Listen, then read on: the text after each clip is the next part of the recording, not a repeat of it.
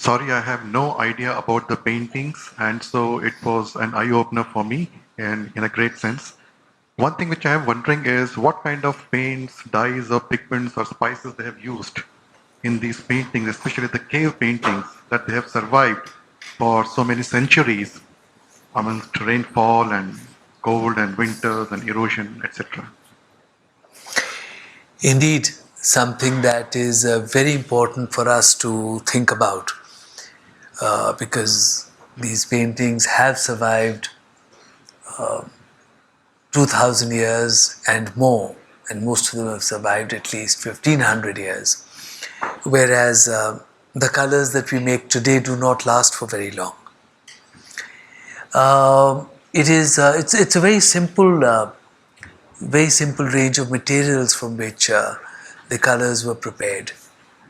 The black is from Lampsoot, the white is from lime, the reds and yellows are from ochre, the greens are vegetable dyes, and it is only the blue which comes from Lapis Lazuli, which would have come from the northwest of India.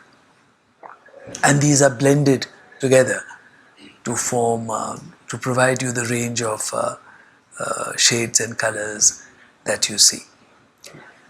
But I think whether it is the plaster, the 3 layers of plaster which are put upon the walls, or whether it is these colors that are used, or whether it is the art itself which is created, there is obviously a great sense of dedication with which it is all done. A great understanding which is born out of the deepest interest and the desire to do things perfectly and so that they will last. It is this dedication which we have to learn from. That is what gives the special quality, and that's what eventually makes things last. We live in a world today where in fact it is commercial interests which are the predominant concern, where it is a matter of selling things, whether it is a matter of producing things as cheaply as possible, and of course trying to find ways of selling them as expensive as one can. But the orientation is very different.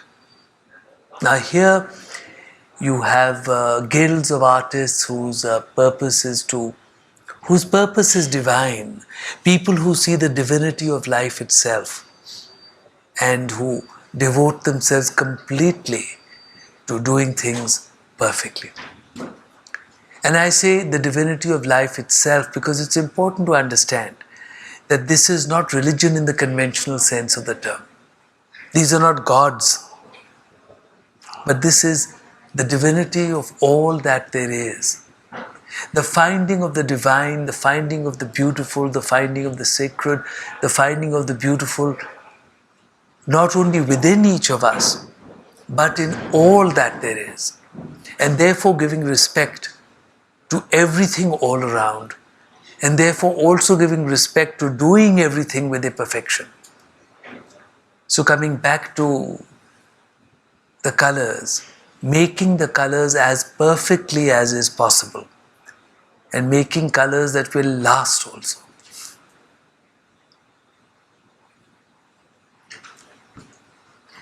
I have a question regarding Venu Gopal paintings. Where else you have captured these paintings in India?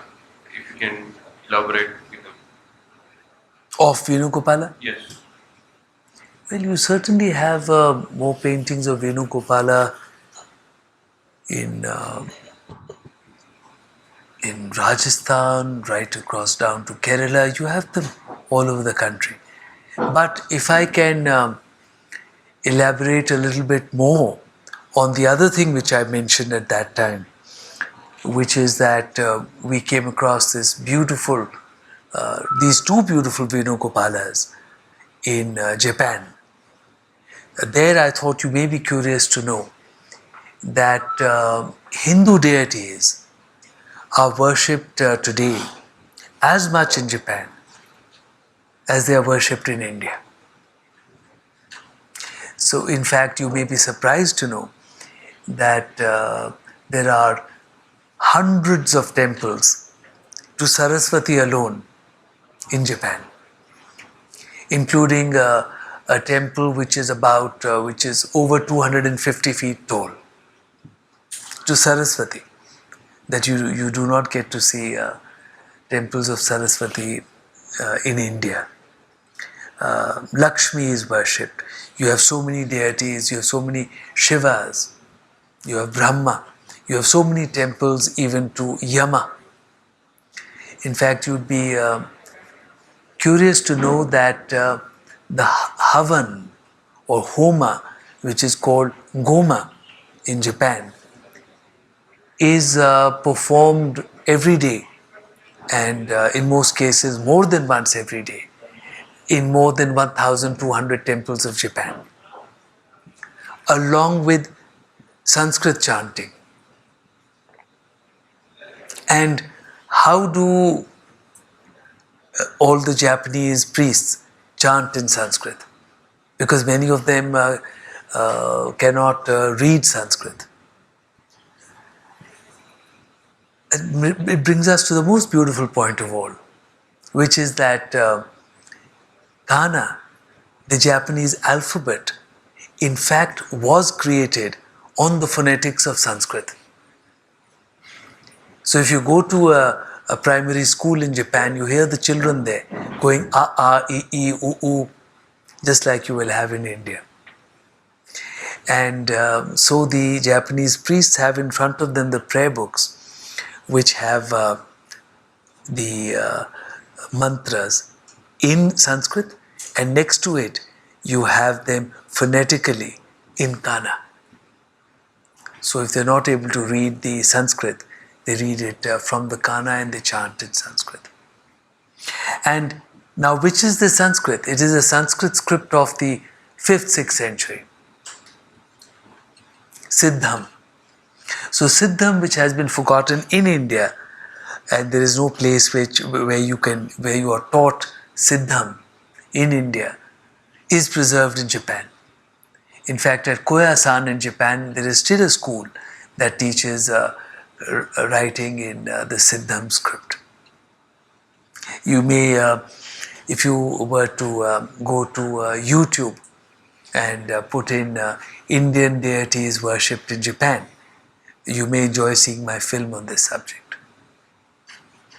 So the Indian influence is absolutely immense right across Asia. Thank you very much. It was a great treat to listen to you for such a dedicated version of what you have said. And you can see my age. We have not gone through such a best of the discussions about the entire century. But my simple question is that when we look towards Takshila, Mohenjo-daro, the ancient civilization, and in this also, we are finding that there are less description of the epics. It is more of Shiva and then Buddha, but it is less of Rama and Krishna. We showed 1 or 2 slides of Krishna also. What is the scientific reason behind that 2 epics are missing in volumes, right from Mohenjo-daro to the pictorial arts in Ajanta caves or anywhere else? Could you get us some sense that in spite of such great epics, why they are missing Lord Krishna or Lord Rama or something? Well, you did see the theme from the Ramayana in the Viranchi Narayan temple, and as you come into the later period, you will begin to see more and more of the themes from the epics. And the reason for that is that the epics were created in the later period. So in the earlier period, you have other themes. Of course, The epics are also enormously important and deeply revered. As a matter of fact, I have a film on the Ramayana, which I've shot in 10 countries. And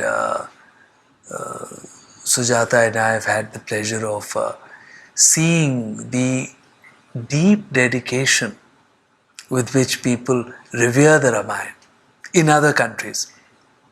I can share with you that in many other Asian countries, they revere the Ramayana much more than we do in India. It is part of their daily lives. You can have two people sitting and having a conversation, and somebody might say, you are behaving like Vibhishan again. So it is a part of life. Even in a Buddhist country like Thailand, the king is still Rama. And he is supposed to be an incarnation of Vishnu. And there has been a tradition of a prime minister in Thailand who saw himself as Hanuman, as the greatest devotee, the greatest server of Lord Rama. And even in a Muslim country like Indonesia, the Ramayana is performed every day, and in a very beautiful way, on a very large scale, and at the same time very gracefully and very beautifully. In countries like Cambodia, we have seen some of the gentlest, most meditative, most beautiful performances of the Ramayana, where the artists lose themselves in puja before they are going to dance. And it's very important to remember that they will not perform in the ancient traditions coming from India, in these Indic traditions. Dance will never be a performance. Even that word, when we use it these days, is a very wrong word. And what we do on the stage is often completely wrong. Because dance of that kind is devotion. And fortunately, in some places like Manipur, that tradition still survives. In Manipur, I've shot, we've made films on it, and I've seen so many times that when they do the Rasa Leela, the audience and the people who are doing it are one. They are one in devotion. There is no clapping or anything after that. It is not a performance at all. So the epics are very important, but they are of a later period. And the epics continue to be extremely important right across the continent of Asia. So one thing is we don't see much of pictures on wars or any battle. Most of it is meditative or celebration. So does it show those who are drawing or painting are of that sort, or it shows that this is the virtue that they most preferred and not battle or anything? Very interesting. I hardly know where to begin, and there's so much that I can share with you on this point.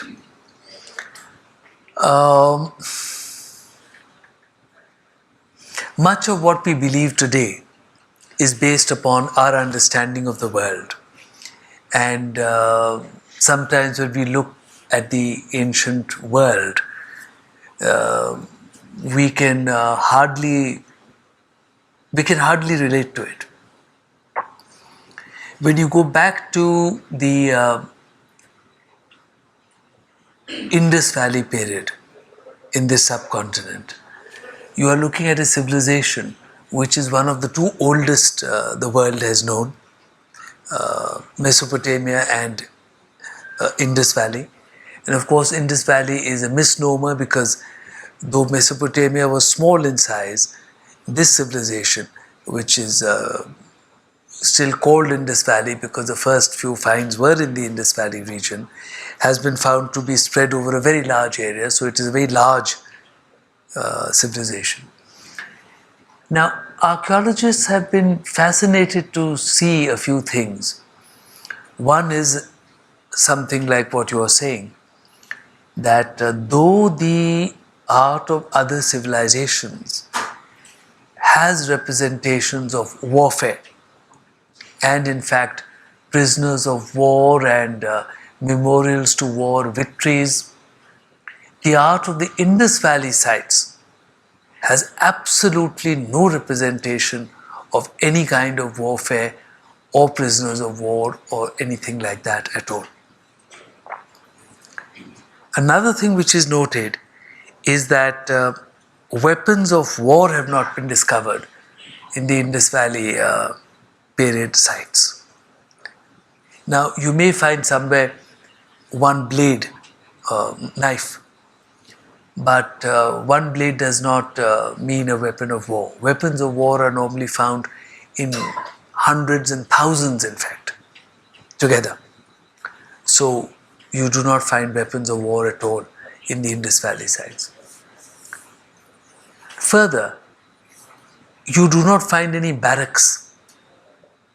So archaeologists note that, where would you keep an army or police if you do not have barracks?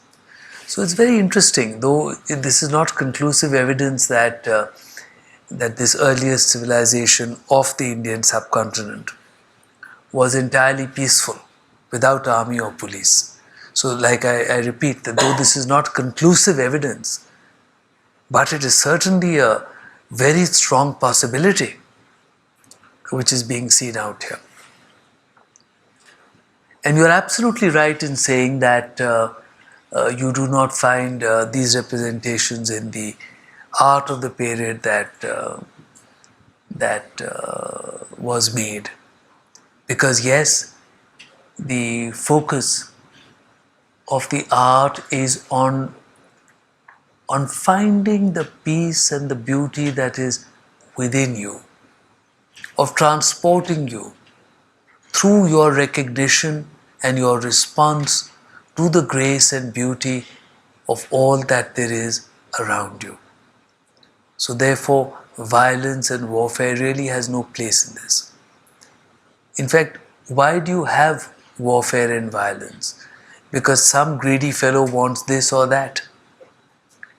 And the entire purpose of this philosophy and the purpose of this art is to take you away from the material world, to help you to realize the Maya or Mithya contained in all these material things. Therefore, there is no place for violence or greed or warfare. And as you have observed, this also reflects the quality of the human life and the quality of the human being that is creating the art. Because in every single line that an artist makes, he can only make himself. Therefore, if he is confused, if he is violent, it will be seen in every line that he makes. And if there is a grace, if there is a joy, if there is a transport, it is again the quality of the artist. So definitely, there is the human quality is at a much higher level in the period of that time. Definitely. The sense of peace, the sense of the understanding of life, the sense of warmth, the sense of affection and love is definitely much more at that time than we have in society today. Let's face it, today the society in the world is extremely confused, is violent, is greedy, is directionless. You have given a lot of, significance to the southern region, or even to the Ajanta times of, the ancient times to the southern region. So don't you feel that, the northern region, or for that matter, the western region or the eastern region also had a role to play in that, And why is it that the Mughal era and even the colonial I mean, times are also missing in that, So, is it that the southern region has played a significant role in, I mean, bringing the art to the, mainstream as far as, times are concerned? In fact, the most important and the largest chunk of it all was from the western region. Ajanta is the western region. And we did have all the paintings of the Kashmiri artists, which were made in the mountainous regions of the north. So we did have those. That was in the later part of the presentation, but we saw in the initial stages, a lot of significance was given to Cholas, Chanakya, things like intellectuals from southern region or from the kings, and I mean these people, got a lot of I mean played a significant role. So don't you feel that, I mean, that played a major role in fact in bringing the art as far as India is concerned to the mainstream?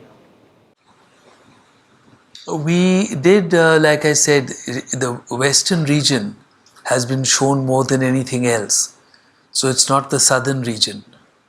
Ajanta has been shown enormously. And we have in fact shown what is surviving. So it is true that in the northern belt, a lot of paintings have not survived. Therefore, we cannot show those paintings. There you are right. So they mostly have hourglass figures, and is it like due to some specific reason? Like almost all the paintings, I could not find a single exception. What is the reason? What is the reason behind it? In Indian art of the ancient period, you are seeing idealized forms. You are not seeing photographic reality. Okay, we've got used to photographic reality when it was brought to us in the Western tradition, in the academic realism. But Indian art goes far beyond that. It is presenting to you the grace which underlies all that there is. It is showing to you the beauty which is in all that is around you. So that is the purpose of the art. And a very important thing to understand is that there is absolutely nothing erotic about it. It is not like you have in today's world, that you will see figures like you're saying, but for the purpose of attraction, for the purpose of titillating somebody. This is very peaceful beauty. Beauty which reminds you of the grace that there is. I don't recall the exact source, but in the National Museum I saw like ideal women and ideal men dimensions. It has something to do with that. Some suktam is there. No, all the treaties which were made on art making in India, they give you dimensions. So definitely it is codified to make it easier for people to be able to create. Even temples have dimensions, human figures have dimensions. All that is spelt out in great details. The earliest known treatise to be doing that is the Chitra Sutra, and then there are many later ones coming into the medieval period. Your presentation started with the Ajanta and Ellora paintings, which are like 4th, 5th century. Do we have any evidence of earlier paintings as well? Because I'm sure that if we have had such a long culture, we must be having something somewhere. So, do we have any evidence of those paintings? Number one. Number two, if we do not have the evidence of those paintings, was it more sculpture which was more prominent rather than the paintings themselves? These are the two questions. And the last point was, recently there was a discovery in Chhattisgarh about 30,000-year-old caves where some cave paintings were found. I have no idea what kind of paintings those are, whether they are carvings or paintings, but if you have seen those carvings or paintings, do you see any continuity? Thanks. Right. In fact, Ajanta itself has paintings of the 2nd century BC. It's just that there's so much scratching and so much damage on them that I did not include those in this presentation. But you do have paintings surviving going back to the 2nd century BC. And they also have that extremely high quality of art. So that's one thing. And the second thing is that sculpture has also been there from the same period, and the only thing is that sculpture survives better. So there's more sculpture surviving from the earlier period, and even sculpture which is earlier than the 2nd century BC, which is surviving. In the case of paintings, they are much more ephemeral, so there's much less that survives in front of us. Now, as for the Chhattisgarh paintings, I have not seen those, but I have in fact seen a lot of prehistoric paintings and made films on them also. And I would say that that is not part of what you would describe as a classic tradition of painting, which you were seeing here, which is a very deeply formulated art. But the prehistoric paintings everywhere in India and everywhere in the world are in their own way very sophisticated art. So it seems that it is the unspoilt and simple human beings that always create fine art. So prehistoric paintings are very high order of art. Thank you very much. Thank you.